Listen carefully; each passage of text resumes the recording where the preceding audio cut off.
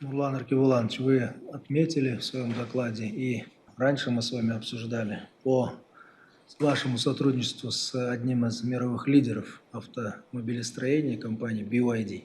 Хотел бы узнать, как продвигается этот проект, что необходимо сделать для этого. Компания BYD, вот мы сейчас в этом уже году прорабатываем производство автобусов. Буквально в Шанхае в делегации мы встречались, и ваш заместитель, господин Мадиев, помогал нам в этой встрече.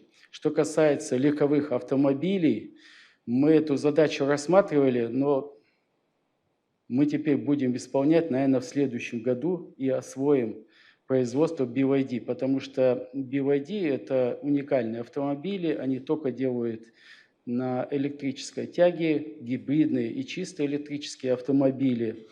Спасибо за своевременное поручение. Вопрос, я думаю, наша компания обязана освоить производство автомобилей BYD, чтобы соответствовать всем требованиям и запросам наших потребителей, нашей экономики. Мы заинтересованы в том, чтобы завод открылся у нас в Казахстане по производству электромобилей с BYD. Все. Какая необходима поддержка от правительства, она будет вам оказана. Прошу вас ускорить реализацию этого проекта.